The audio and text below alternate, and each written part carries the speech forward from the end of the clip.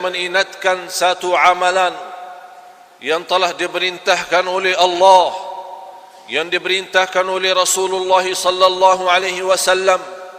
Dengan amalan itu kita boleh mendapatkan banyak manfaat, banyak rahasia, banyak guna, banyak kebahagiaan. Amalan itu adalah doa. Doa yang menjadi senjata bagi orang mukmin. Doa adalah berbicaraan kita bersama Allah. Doa tambat menadu kita kepada Allah. Doa tambat untuk menyelesaikan segala masalah kita. Kun fayakun. Dengan doa Allah subhanahu wa ta'ala selesaikan dan kabulkan hajat kita. Sahabat Rasulullah sallallahu alaihi wasallam datang bertanya Rasul, "Ya Rasulullah, arabbuna qaribun fanunajih am ba'idun fanunadih?" Apakah Allah dekat cukup kita bermunajat atau Allah jauh mesti kita panggil? Nabi Muhammad sallallahu alaihi wasallam menerima soalan dari sahabat, tidak menjawab. Turun malaikat Jibril membawa wahyu. Ayat suratul Baqarah ayat 186. Ba'da a'udzu billahi minasy syaithanir rajim. Wa idza sa'alaka 'ibadi 'anni fa inni qarib ujibu da'watad da'i idza da'an falyastajibu li wal yu'minu bi la'allahum yarshudun. Tugas para tuan-tuan jamaah sekalian, selepas Jumat silahkan buka Al-Quran, belajari ayat Al-Baqarah 186, semoga berguna bermanfaat.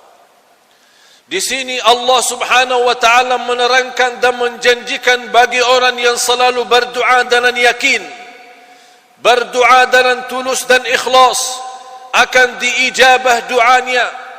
Jamaah sekalian, kita memiliki Allah yang maha kaya, Allah yang maha adil, Allah yang maha kasih sayang.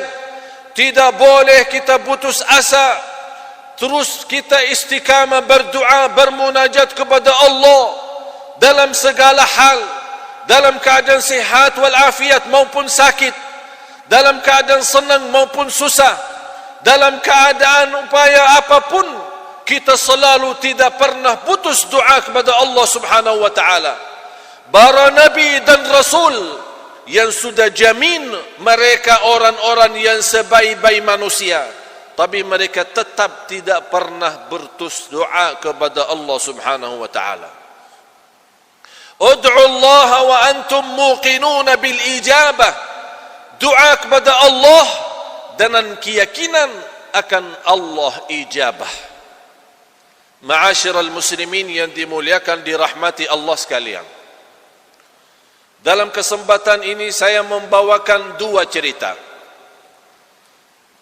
Tunjukkan lewat dua cerita ini keindahan doa, dan tidak ada cara yang lebih cepat menkabulkan hajat kita selainkan doa. Doa memang salah satu amalan yang begitu dahsyat bagi orang mukmin. Tapi banyak umat Islam sekarang malas berdoa, malah berdoa saat dia perlu saja, saat dia lagi senang dan nikmat, tidak pernah ingat Allah. Na'udzubillahi min dzalik. Ada seorang, cerita ini terjadi di hadapan mata saya, di Makkah, di kawasan Masjidul Haram, bertemu dengan seorang dari negeri luar. Orang-orang itu sudah tua dan sakit, dan nampaknya orang juga buta. Membawakan anaknya ke Masjidul Haram untuk berumrah. Begitu dia sampai ke Masjidul Haram bersama anaknya, saya lewatin jarak mereka, dan saya tertarik dengan jakab-jakabnya anak terhadap orang tua. Kata orang tuanya, lepaskan tangan saya. Saya ada urusan sama Allah. Lepaskan tangan saya. Kata anaknya, wahai ayahku, bagaimana boleh saya lepaskan? Ayah saya buta, tidak boleh nampak.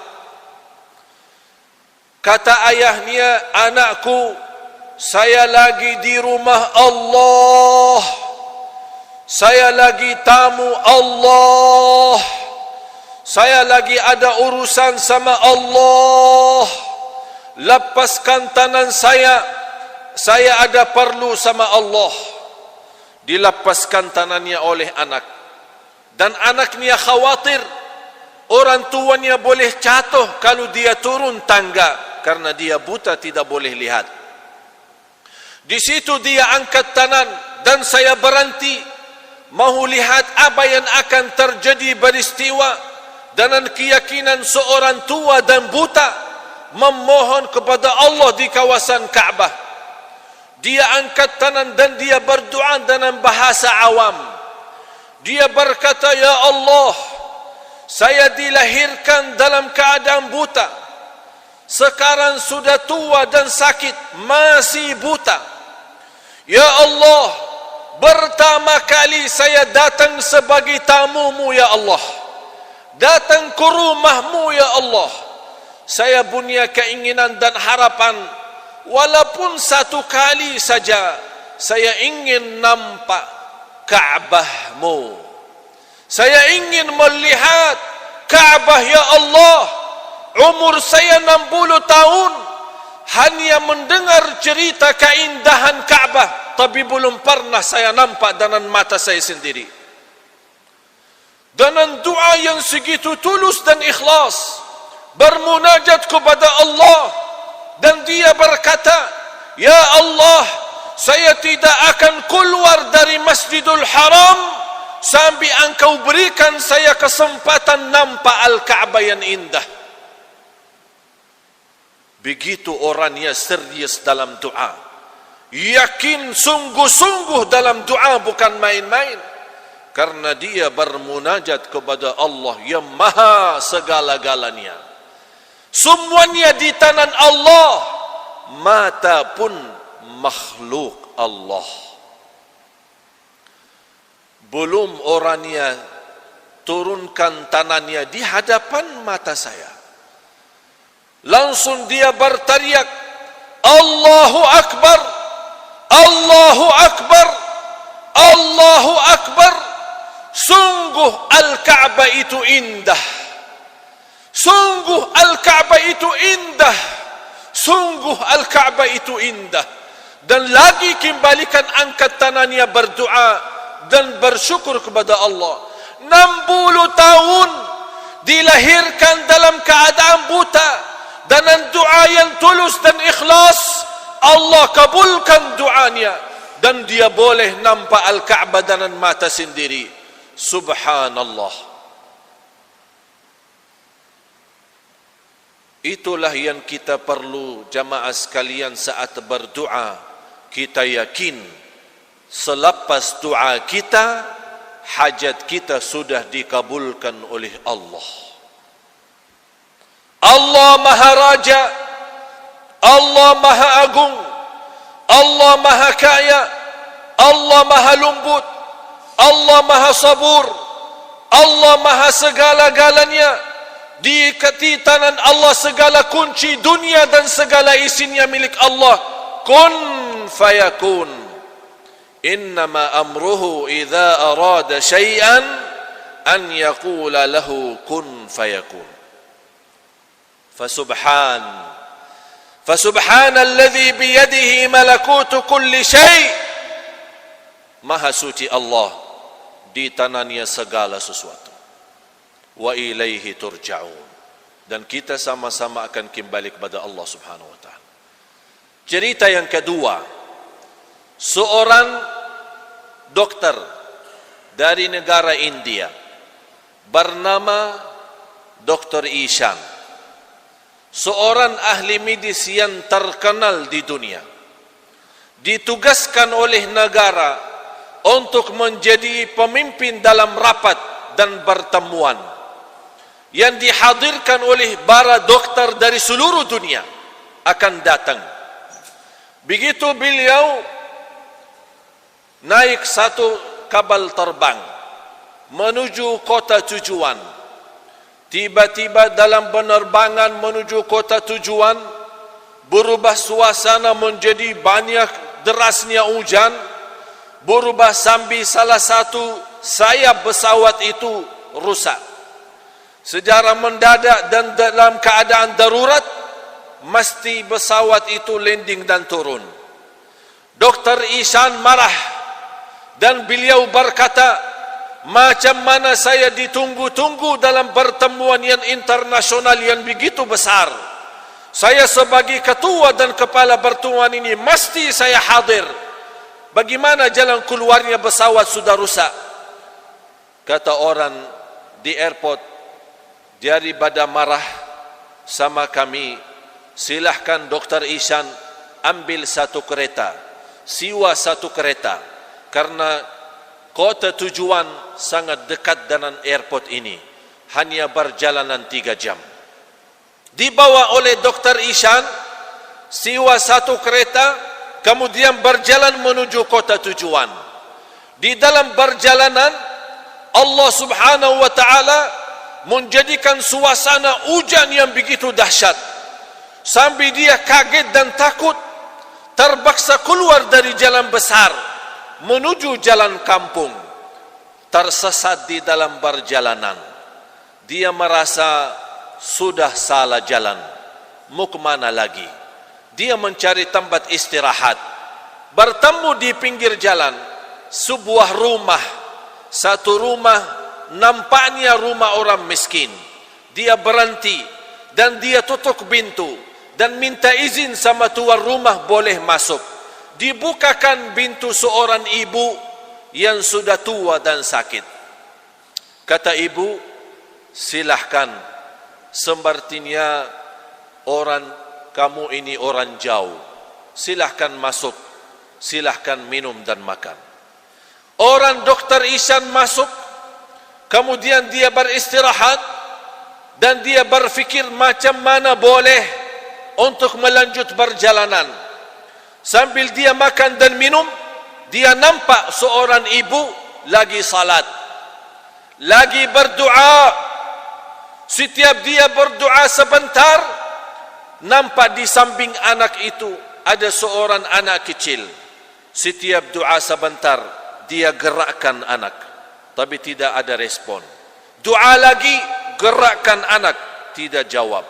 Doa lagi, gerakkan anak sampai 3 kali, tidak bergerak sama sekali anak itu.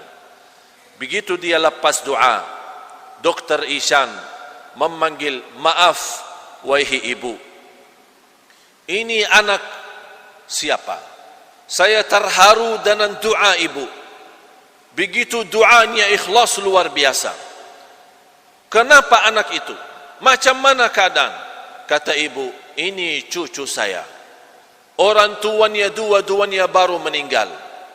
Dari sejak dilahirkan dalam keadaan sakit lumpuh, tidak boleh bergerak.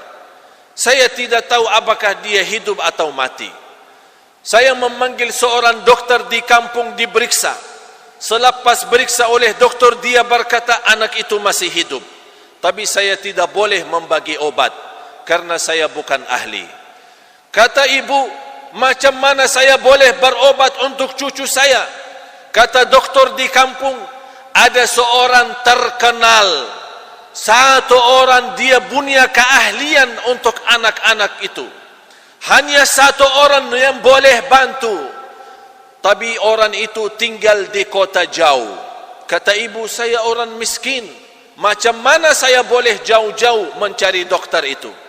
Kata dokter itu, yang saya boleh bantu, tunggulah ada kesempatan bertemu dengan Dr. Ihsan itu. Apa kata ibu? Begitu ibu menceritakan, dokter kampung berkata, satu dokter yang boleh bantu namanya Dr. Ihsan, karena dia orang ahli untuk berobatan anak-anak. Begitu ibu menceritakan ke Dr. Ihsan kaget dan dia bertakbir. dan dia berkata, ibu, saya Dr. Ihsan. Allah sengaja merusakkan pesawat supaya tidak boleh jauh-jauh. Allah menjadikan saya tersesat di jalan untuk menijabah doa ibu yang miskin. Allah datangkan Dr. Ihsan ke tempat ibu yang punya hajat karena dia doa dengan ikhlas dan tulus. Itulah Allah, kata Dr. Ihsan, demi Allah baru kali ini saya yakin Allah punya macam cara untuk mengkabulkan. Saya ingatkan jamaah sekalian, ini hari Jumat, berbanyak salawat. Ini hari Jumat, berbanyak salawat kepada Nabi, karena Nabi sendiri pesan orang-orang di hari Jumat, berbanyaklah salawat kepadaku di hari Jumat, karena sungguh salawat kalian dihantarkan oleh Allah kepadaku di kota Madinah. Oleh karena itu, jangan siakan waktu, berbanyak salawat, karena dengan salawat kepada Nabi kita, kita jamin dapat syafaat. Dengan salawat kepada Nabi kita, kita mendapatkan kemuliaan. Dengan salawat kepada Nabi kita, kita mendapatkan ampunan dosa. Dengan salawat kepada Nabi kita, kita mendapatkan segala kemudahan. Dengan salawat kepada Nabi kita, kita mendapatkan dikabulkan segala hajat kita. Imam Ibnul Qayyim rahimahullah menjelaskan 40 macam untun dan faedah daripada salawat kepada Nabi. 40 macam faedah dan untung daripada salawat Nabi. Intinya, yang termulia di antara manfaat daripada salawat Nabi, Allah sendiri membalas salawat kepada kita. Barang siapa yang satu kali salawat kepada Nabi, akan Allah balas salawat 10 kali. Itu yang teragung dan yang termulia. Oleh karena itu, jangan kita orang menjadi kikir dan pelit. Orang yang bersalawat 1 kali akan Allah balas 10 kali.